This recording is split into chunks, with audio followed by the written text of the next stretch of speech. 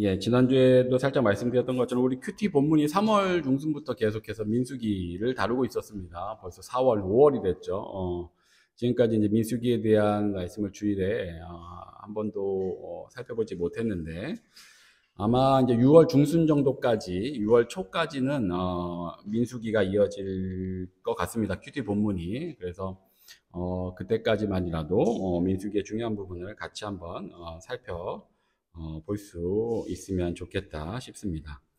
민수기는 모세 오경의 네 번째 책이죠. 민수라는 말이 백성민자의 셀 숫자죠. 그래서 백성의 수를 센다라는 그런 의미를 가지고 있습니다.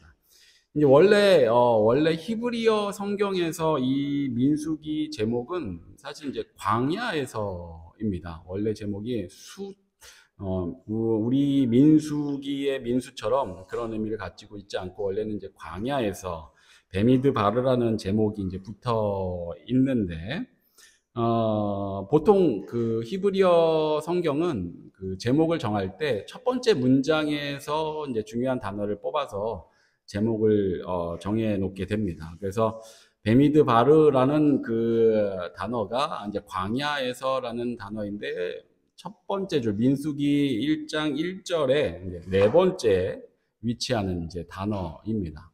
그래서 그 제목이 붙어 있는데 그러면 오늘날 우리에게 왜 민수기라는 이름이 왜 붙었는가? 이 제목이 이제 구약 성경이 히브리어로 작성된 이 구약 성경이 처음으로 이제 헬라어로 번역이 되면서 제목이 이제 달리 이제 붙게 됩니다. 이제 기원전 3세기경에 이집트의 알렉산드리아라는 도시가 있죠. 오늘날에도 그것이 이제 뭐 관광 도시로도 사람들이 많이 가는 것으로 알고 있는데, 뭐 이집트에서 뭐두 번째 정도로 큰 도시라고 알고 있습니다. 이 알렉산드리아에 이제 그러니까 유대인들이 이스라엘이 아니라 유럽의 다른 지역으로 흩어져 살고 있는 걸 디아스포라라고 이제 명하죠. 예. 그래서 이 알렉산드리아에 유대인 디아스포라들이 이제 흩어져 살고 있었습니다. 그래서 그들이 나름 이제 공동체를 이루고 살아가고 있는데, 그런데 이제 그들이 지금 그 고국이 아니라 다른 지역에 유럽의 당시에 이제 헬레니즘 문화권 안에 다른 지역에 지내고 있다 보니까 히브리어로부터 이제 점점점 멀어지게 되는 거죠. 점점점 멀어지게 되고 사용하는 언어도 달라지게 되고. 그래서 유대인들이 특히 이제 알렉산드리아에 있던 유대인들이 이 히브리어를 헬라어로 이제 번역을 하게 됩니다. 이것이 구약 성경의 최초의 헬라어 번역 본으로서 이제 70인역이라고 한 번쯤은 이제 들어보셨을 겁니다. 이름 자체가 70인역입니다. 셉투아진트라고 부르는 성경인데 그 번역본을 그때 만들게 되는데 이제 70인역이라는 이름에서 보여지는 것처럼 72명의 유대 학자들이 번역을 함께 동참을 하게 됩니다. 그렇게 해서 이제 70인역이라고 이제 불리게 됩니다. 바로 이 70인역이 이제 번역이 될 때, 그때의 이 민수기의 제목을 수라는 말을 붙입니다. 아리트모이라는 그 단어를 사용을 해서 이게 이제 라틴어나 영어로 가면 이제 넘버스가 되는 거죠. 뭐 우리 이제 민수기에서는 백성의 수를 센다라고 표시된 것처럼 그렇게 제목 자체가 광야에서가 아니라 이제 숫자들을 의미하는 제목들로 이제 그때 달라지게 됩니다. 그렇게 해서 이 제목이 이제 기준이 되다 보니까 이후에 모든 다른 번역본들이 민수기의 제목을 그렇게 이제 사용을 하게 된 것이죠. 그리고 영어 번역본을 거쳐 오늘날 이제 한글 번역본, 성경 번역본에서도 이제 민수라는 이름을 이제 붙여서 사용을 하게 된 것입니다. 그들이 여기에다가 이제 아리트모이 숫자들이라는 이제 명칭을 유대학자들이 붙이게 된 이유는 아무래도 이 민수기에서는 두 차례 인구조사, 우리가 알고 있는 백성의 수를 세는 그 사건이 거기에 이제 담겨져 있기 때문인 것이죠. 그 내용이 이 민수기에서 굉장히 핵심적인 중요한 내용이다라고 당시 유대학자들이 이제 파악을 해서 그 이름을 이제 붙이게 된 것입니다. 그 전에 이제 히브리어 제목이 광야에서라고 말씀드렸는데, 어떻게 보면은 그 광야에서라는 제목이 민수기에 더 어울려 보이기도 합니다. 왜냐하면 이제 이 민수기의 내용 전체가 출애굽 이후에 이제 광야에서의 시절을, 광야에서의 기간들에 대한 이야기만 다루고 있기 때문이죠. 그래서 광야에서라는 제목이 뭐 적절해 보이기도 하는데, 아까도 말씀드렸던 것처럼 히브리어 성경의 제목은 첫 문장에서 가져온 것이다 보니 그 내용 전체를 대표한다라고 보기가 조금 어렵습니다. 그런 견해에서 유대학자들이 이 민수기의 핵심 내용은 숫자다. 백성들의 숫자를, 이스라엘 백성들의 수를 센 것이 중요하다라고 그렇게 여겨서 제목을 또 이렇게 붙이게 된 것입니다. 이런 제목이 이제 붙게 되다 보니까 그것도 최초의 번역본에서 유대학자들이 이런 제목들을 이제 붙이게 되니까 이후에도 이 민수기의 핵심 내용은 인구조사에 있다라는 견해가 계속해서 이제 이어져 가게 됩니다. 오늘 본문이 바로 그 민수기의 핵심이라고 여겨지는 백성의 수를 세는 첫 번째 인구조사가 시작되는 말씀이죠. 뭐 민수기의 시작 부분이기도 하고요. 여기에서 이제 이스라엘 백성들은 하나님의 말씀대로 각 지파의 지도자들을 세우게 되고 지파별로 이제 인구수를 조사하게 됩니다. 그런데 이 백성의 수를 센 것이 이 인구조사가 민수기의 핵심이다라고 하니까 아무래도 자꾸 성도들이, 일반적으로 기독교인들이 여기에서 나타난 지파들의 숫자에 좀 집중을 하게 되는 경향들이 있습니다. 또 실제로 한국교회 같은 경우에서도 이전에 이 민수기에 대한 설교가 있을 때 거기에 그 숫자들에 좀 집중을 많이 하곤 해왔습니다. 사실 뭐 민수기가 생각보다 그렇게 쉬운 성경은 또 아니어서 설교가 많이 되는 편은 아닌데, 설교가 된다 했을 때는 좀 이 인구조사의 숫자의 결과에 좀 집중을 했었던 것들이 저도 어렴풋이 기억이 납니다. 목사님들 설교에서 그렇게 다루어지곤 했었죠. 대체로 이제 내용 자체를 보면 그 수가 상대적으로 많은 지파, 그리고 상대적으로 적은 지파, 이런 것들을 이제 다루게 되는 거죠. 야곱이 이스라엘이죠. 야곱이 죽을 때 그가 축복한 아들들의 지파들의 수, 그리고 그렇지 않았던 아들들의 지파들의 수, 이 둘의 차이를 두면서 이제 이야기들을 이제 다루게 되는 거죠. 그리고 거기서 교훈을 이끌어내려고 하게 되는 것이죠. 하나님 앞에서 바르게 행한 아들들은 결국 지파들의 수를 봐라, 그들이 많아진 것을 통해서 그들이 복을 받은 것이다 라는 것을 확인하게 되는 것이고, 하나님 앞에서 그릇 행하였던 아들들은 결국 지파의 수를 봐라, 그 숫자가 적은 것을 통해서 그들이 복을 받지 못한 것이 확인된다라는 그런 이제 관점들이 됩니다. 물론 이런 관점들도, 이런 견해들도 우리가 진지하게 잘 살펴본다면 결코 사사로운 내용은 아니리라 생각이 됩니다. 하지만 문제는 결국 그런 관점에서 이제 민수기를 들여다보게 되면 결론은 이렇게 나죠. 하나님께 충성하면 복을 받고 그렇지 않으면 저주를 받게 된다. 이것도 잘 새겨 들으면 유익한 교훈이지만 이건 결국 또 기복신앙의 틀을 더 강조해 가는 것밖에 되지 않는 것이죠. 세상에 많은 사람들이 종교를 그런 관점에서 접근하는 것은 사실입니다. 그런 이들에게 이 땅에서 잘 먹고 잘 사는 것, 이 땅에서 잘 되는 것이 매우 중요하죠. 그래서 종교 생활 역시 신에게 잘 보여서 축복을 받고 싶어서 그렇게 해서 시작을 하게 되는 것이죠. 교회에 처음 나오시는 분들 가운데도 여러 가지 사연들이 있겠지만 그 가운데도 그런 마음으로 교회에 나오게 되는 분들도 많이 있습니다. 하지만 교회가 그렇게 나온 이들에게 계속해서 기복신앙을 강조하고 조장하게 된다면 그것은 이제 좀 전혀 바르지 못하다라고 이야기할 수 있는 것이죠. 하나님의 자녀가 된 그리스도인들, 우리들은 이미 너무나 큰 복을 이미 다 받았죠.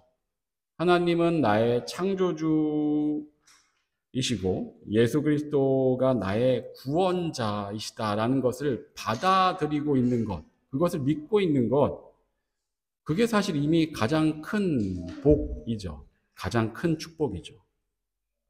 이 땅에서 그 무엇으로도 살 수 없는 구원이고 그 구원을 믿을 수 있는 믿음은 그 어떤 방법으로도 내 힘으로도 결코 얻을 수 있는 것이 아니니 이것보다 더 큰 가치가 더 큰 복이 세상에 어디에 있겠습니까? 이 구원과 믿음을 내가 갖고 싶다고 가질 수 있는 것도 아니고 얻고 싶다고 해서 얻을 수 있는 것도 아닌 것이죠. 이 귀한 것이 이미 나에게 주어져 있으니 그것이 우리에게 이미 주어진 가장 큰 복이라고 우리는 확신 있게 얘기할 수 있는 것입니다. 늘 종종 또 말씀드리듯이 우리 신앙생활은 구원과 천국이 목표가 아닌 것이죠. 그것은 이미 우리에게 주어져 있는 것이고 우리 신앙생활은 우리가 이미 받은 그 구원과 천국의 가치를 우리가 점점 더 분명하게 깨달아가는 그런 여정인 것입니다. 그렇게 그 가치를 알아가는 신앙생활에서는 이 땅에서 잘 먹고 잘 살고 잘 되는 문제에 대한 관심, 누구나 갖고 있는 관심이었지만 그 관심이 점점 더 작아져 가게 될 수밖에 없는 것입니다. 그 사람 안에서 이 세상 그 무엇보다 더 큰 가치가 이미 하나님이라는, 복음이라는, 구원이라는, 또 천국이라는 그 가치가 그 사람 안에 이미 자라가고 있기 때문인 것이죠. 이것이 우리 신앙생활이 가는 방향입니다.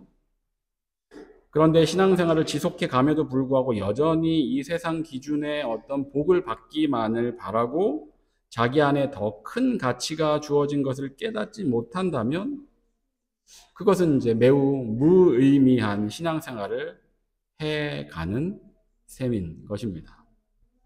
이것이야말로 어찌 보면 예수 그리스도의 십자가를 무가치하게 만드는 것이기도 합니다. 이런 면에서 민수기의 오늘 본문, 특히 백성들의 수를 계수하는 인구조사는 앞에서 말씀드린 그런 기복신앙적인 입장과 견해보다는 조금 더 다른, 더 중요한 의미들을 우리가 살펴볼 수 있어야 합니다.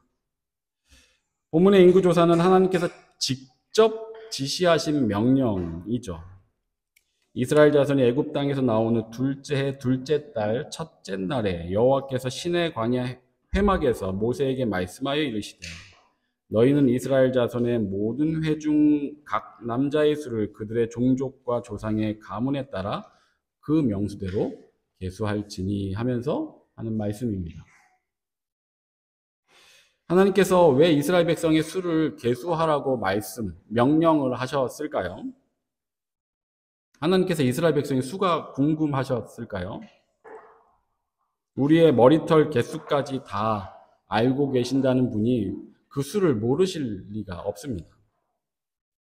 그러므로 이 인구조사는 하나님 자신을 위한 것이 아니죠. 그들이 이걸 조사해서 하나님께 무언가를 바치기 위한 것이 알려드리기 위한 것이 아니다라는 겁니다. 오히려 이것은 이스라엘 자체를 위한 것이죠. 그들 스스로를 위한 것입니다. 인구조사는 하나님을 위한 것이 아니라 이스라엘 백성 그들 자신을 위한 것이다라는 것을 우리가 기억할 필요가 있습니다. 출애굽하여서 이 광야에 나오기 직전까지 이스라엘은 어떤 민족이었습니까? 이집트라는 나라에 속한 노예로서 그들의 지시를 따라 노동을 하며 그들의 다스림을 받고 살아가던 이들입니다. 그들은 모든 면에서 이집트 문화와 생활에 지금 이미 익숙해져 있었습니다. 그 세월이 400년이죠. 우리가 타지에 지금 살고 있기 때문에 이 400년이라는 것이 타국에서의 400년이라는 세월이 어떠한 것인지 한국에 있는 분들보다 더 잘 느낄 수 있을 겁니다. 결코 짧은 세월이 아닙니다. 이스라엘 백성들은 70명으로 시작했죠. 70명으로 시작해서 지금 본문 상황에서 약 200만 명 정도 되었다라고 봅니다. 인구조사 결과가 전쟁을 할 수 있는 남자의 수만 60만 명 가량이 된다라고 나오잖아요. 여기에 여자와 어린아이들과 노인들까지 합하면 좋기 200만 명은 될 것이다라는 것이 일반적인 입장입니다. 400년 동안 이집트에 속해 있으면서 70명으로 시작해서 200만 명으로 늘어난 민족. 과연 이 민족이 자기의 정체성을 잘 거기서 지켜낼 수 있었을까요? 그리고 그 민족에 대한 결속력을 잘 유지해 갈 수 있었을까요? 외모에서 나타나는 차이는 남아있을지언정 그 외에 많은 것들은 이미 대부분 희미해져 버렸을 것입니다. 뿐만 아니라 그 이전에도 아브라함 때부터 이삭과 야곱, 그리고 야곱의 12아들에 이르기까지 사실 그들의 삶도 잘 들여다보시면 뚜렷하게 하나님의 백성이라는 어떤 문화나 방식이 자리 잡혀 있지 않은 상태였습니다. 그렇기 때문에 지금 이 본문 상황에 이미 출애굽은 했지만 이들은 히브리인 이스라엘 민족이라기보다는 거의 그냥 이집트 사람들 수준입니다. 그런 그들을 하나님께서 모세를 통해서 지금 출애굽을 시키신 것이죠. 200만 명이라는 엄청난 숫자의 백성들, 하나님에 대해서 잘 알지도 못하는, 그리고 서로 간의 정체성이나 결속력도 미미한 그들, 군대로 치면 거의 오합지졸 그 이하가 될 만한 그런 이들을 하나님께서 지금 애굽으로부터 이끌어 내신 것입니다. 그런 이들을 데리고 광야까지 그 많은 숫자를 데리고 온다? 이거는 인간의 힘으로는 도저히 불가능한 일이죠. 그런데 벌써 본문에선 나온 지가 2년이 되었다라고 이야기합니다. 이런 면에서 봤을 때 이것 자체가 이미 기적이죠. 하나님의 어떤 관건적인 돌보심과 인도하심이 있었기 때문에 지금 가능한 일이 일어나고 있는 겁니다. 그래서 유독 이 시기, 이 출애굽 시기에 놀라운 기적들이 많이 있는 것이죠. 홍해가 갈라지고 밤에는 불기둥, 낮에는 구름기둥, 이것들이 늘 함께 하고 있었고 만나와 메추라기로 먹여주시고 물이 필요할 땐 물을 내주시는, 참으로 이 광야 세월 동안 하나님께서는 많은 기적들을 그들에게 보여주시며 그들을 돌보아 주셨습니다. 하나님의 능력은 그와 같은 일들을 하시기에 충분하고 이후에도 지금까지처럼 이스라엘 백성들을 돌봐주셔도 전혀 능력이 부족하지 않으신 분이십니다. 계속해서 그렇게 이끌어 주실 수 있는 분이십니다.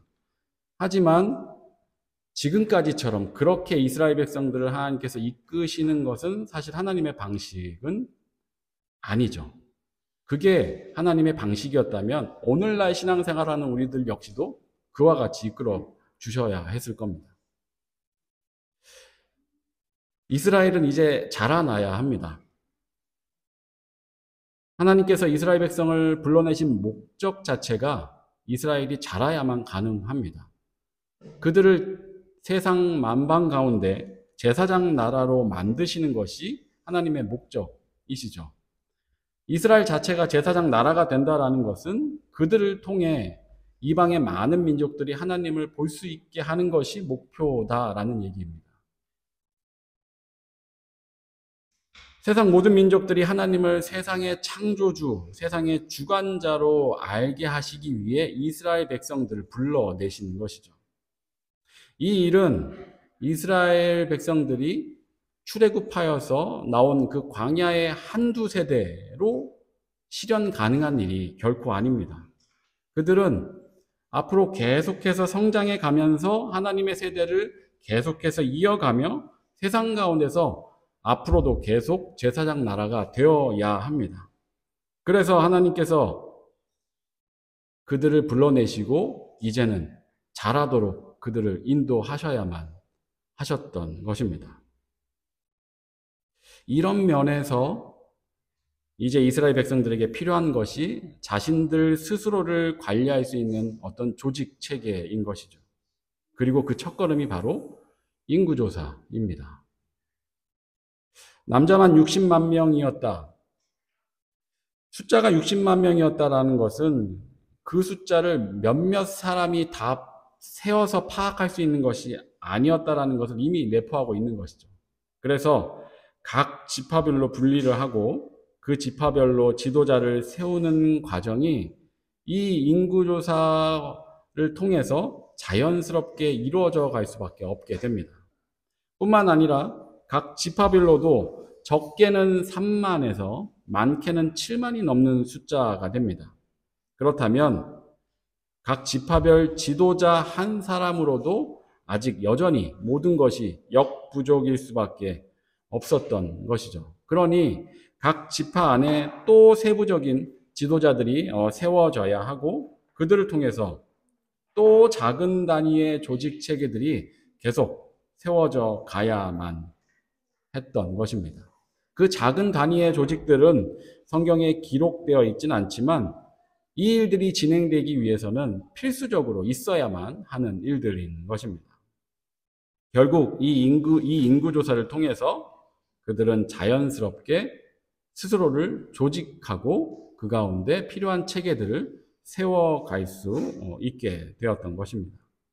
그리고 이 조직 체계를 통해 자신들 스스로를 통제하고 관리할 수 있는 그 걸음을 그들이 이제 시작하게 되는 것입니다. 그렇게 인구조사 이후에 이 조직 체계와 함께 이제 하나님께서는 동서남북의 각 지파별로 그들을 배치를 시키시고 정중앙에 회막을 두시고 그들이 하나님 중심으로 살아가도록 이제 보다 더 세밀한 말씀들로 명령들로 그들을 또 이끌어 가시게 됩니다. 이것이 인구조사가 중요한 이유입니다. 각 지파의 숫자도 중요한 의미들이 있을 것입니다. 하지만 하나님께서 하나님의 백성들을 어떻게 이끄시는지 그리고 그분의 백성들은 그분을 어떻게 쫓아가야 하는지를 너무나 잘 보여주고 있는 것이 사실 이 인구조사인 것입니다. 이 말씀은 그래서 오늘날 우리에게도 그리고 우리가 함께 이루어가고 있는 교회에도 동일하게 적용이 됩니다. 우리는 우선 각자 개인의 신앙의 여정들을 걸어갑니다. 그 과정에도 나름의 체계들이 필요하죠. 하나님에 대해서, 교회에 대해서, 그리고 복음에 대해서, 교리에 대해서, 나 자신에 대해서 배워야 할 것들을 배워야 하고 내가 해야 할 것과 하지 말아야 할 것들을 익혀가면서 또한 힘써야 할 것과 힘쓰지 말아야 할 것들, 그런 것들을 신앙생활을 통해 알아가야 합니다. 우리 각자도 신앙의 여정 안에서 그렇게 성장해 가야 합니다.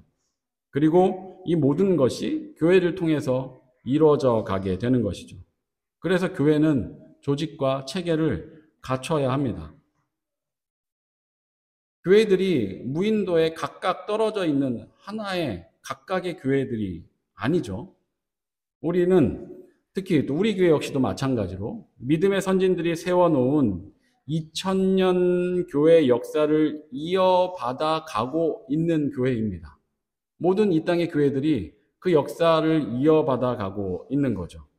이 계보와 맥락과 흐름 안에서 우리 각자는 자신들의 교회를 바라보고 세워가야 합니다. 믿음의 선진들이 이뤄놓은 좋은 믿음의 유산들은 그래서 물려받고 현 시대에 바람직하지 않게 여겨지는 것들은 개혁을 하면서 하나님 보시기에 건강하고 바른 교회들을 세워가야 합니다. 이것은 결코 한두 세대만으로 끝날 일이 아닌 것이죠. 우리는 우리가 세워놓은 교회를 통해서 이후에 계속해서 교회가 존속하여 그 일들을 해나갈 수 있도록 믿음의 세대를 계속 이어가야 하기도 하는 것입니다. 광야 세대 한 세대만 구원하실 거였으면 인구조사고 조직이고 체계고 다 필요 없었을 겁니다. 그 민족이 하나님의 제사장 나라의 역할을 하며 대를 이어 존속해 가야 하기 때문에 인구조사도 필요했던 것이고 그들이 조직과 체계도 갖춰가야 했던 것입니다. 우리도 마찬가지이죠. 신앙생활에 개인적인 부분이 있는 것이 사실입니다. 하지만 한 개인의 신앙도 교회 안에 속해 있을 때 가능한 것입니다. 성경은 교회 없는 개인의 신앙을 결코 말하고 있지 않습니다. 그래서 우리 개인들이 함께 모여 교회를 함께 잘 이뤄가야 합니다.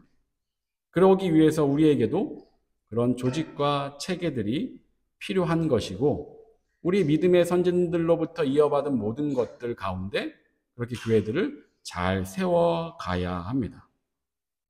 그리고 그것은 교회에 소속된 모든 이들의 의무가 되는 것이죠.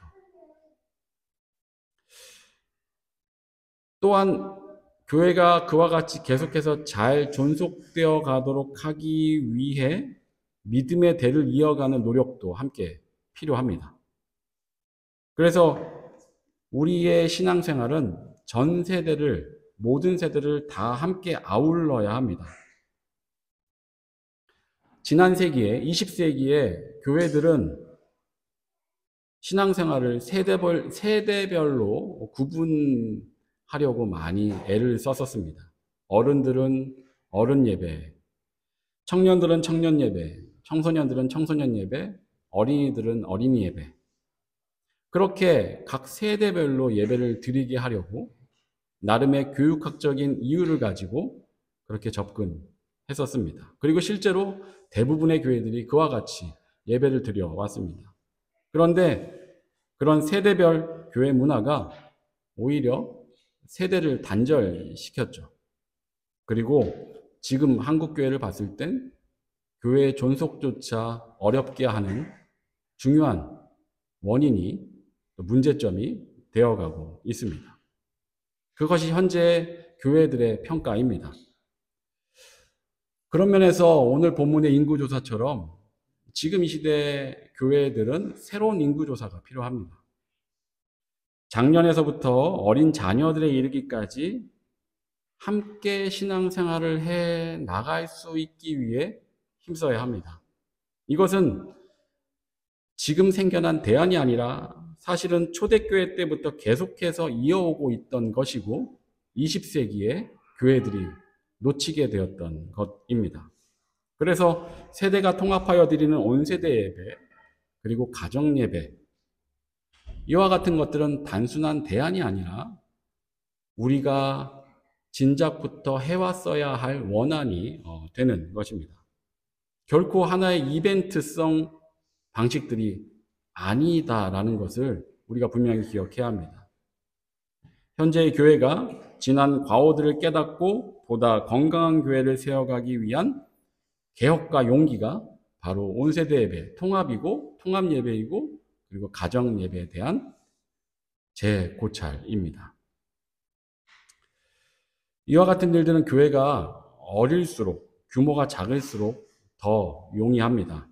이 교회의 조직과 체계와 문화, 그것을 작은 교회일수록 더 잘 세워갈 수 있습니다. 오늘 특히 어린이 주일입니다. 우리 함께 예배드리는 우리의 자녀들, 이 자녀들이 이후에 우리가 지금 세워가고 있는 이 교회를 계속해서 이어갈 다음 세대들입니다. 그들은 우리가 말로 가르치는 신앙을 통해 자라나지 않습니다. 늘 말씀드렸던 것처럼 우리 역시도 그랬던 것처럼 말 한마디 배운다고 그걸 통해 우리의 신앙이 자라가지 않습니다. 우리가 세워놓은 교회와 그 안의 조직과 체계, 그리고 그 안에서 어른들과 함께 이루어지는 모든 경건 활동들을 통해 신앙은 그들 가운데, 그들의 삶 가운데 새겨져 가게 됩니다. 그래서 우리가 드리고 있는 아이들과 함께 드리는 이 예배, 물론 우리가 교회를 시작할 때도 분명히 설명을 드렸지만 어떤 대안이 아니라 우리가 마땅히 걸어가야 될 길이고 마땅히 아이들과 함께 예배를 드려야 한다는 걸 어린이 주일을 맞아 또 한 번 확인하고 또 말씀을 드립니다. 그래서 아이들이 조금 울어도, 조금 떠들어도, 조금 부산하게 돌아다녀도 괜찮습니다. 오히려 어린이 예배를 어린이 때 착실히 드렸던 아이들보다 어른들과 함께 장년 예배를 드렸던 아이들이 성인이 되어 교회를 나오게 될 확률과 통계가 훨씬 더 높습니다. 그런 면에서 우리 아이들이 우리와 함께 예배드리는 것은 지금 이 시간을 통해 우리는 아이들에게 신앙을 새겨주고 있는 셈입니다. 그래서 우리가 약간의 불편함을 감수하며, 사실 누군가에겐 전혀 불편함으로 느껴지지 않을 수 있지만 그와 같은 일들을 감수하면서 우리가 함께 예배하는 것이 100마디 말로 1타 강사를 모셔놓고 신앙을 가르치는 것보다 훨씬 더 아이들에게 유익함이고, 그리고 이 민수기의 인구조사처럼 우리가 교회를 체계적으로 바르게 잘 세워가는 가장 귀한 한 걸음이 되는 것입니다. 오늘 민수기서의 말씀을 통해 우리 교회가 가지고 있는 방향, 이것은 우리 교회만의 방향이 아니라 이 땅에 오늘날 교회들이 걸어가야 할 방향이라고 저는 자신 있게 또 확신 있게 말씀드립니다. 우리 교회의 방향을 오늘 말씀을 통해서 다시금 확인해 보게 되었고, 우리 각자의 신앙생활과 교회를 세워가는 것의 의미가 무엇인지 이 말씀을 통해 우리 각자도 다시금 잘 기억할 수 있는 귀한 시간 되시길 진심으로 축원합니다. 기도하겠습니다. 사랑과 은혜가 충만하신 하나님 아버지, 오늘 하나님께서 광야 세대를 이끄시는 방법을 통해 우리의 신앙생활의 의미를 다시금 깨닫게 하여 주시니 참으로 감사를 드립니다. 가장 먼저 우리가 각 개인으로 신앙생활을 하기 이전에 교회 안에 소속된 개인임을 기억하게 하여 주시고, 우리 믿음의 선진들이 세워놓은 그 체계와 조직 위에 우리 역시 함께 교회를 세워감으로 우리 몫을 잘 감당해가는 것, 그것이 우리가 해야 될 일임을 분명히 기억할 수 있게 하여 주시옵소서. 특별히 하나님 나라를 세워가는 교회의 존속을 위해 우리에게 허락하신 다음 세대들, 자녀들을 믿음 안에서 우리가 잘 길러가길 원합니다. 아이들과 함께 드리는 온 세대 예배와 각 가정에서 앞으로 계속해서 드려질 가정 예배를 통해 각 개인뿐만 아니라 가정이 살아나며 아이들과 함께 건강한 교회를 세워가는 우리 바이마르 소명교회가 되게 하여 주시옵소서. 감사를 드리며 예수 그리스도 이름으로 기도합니다. 아멘.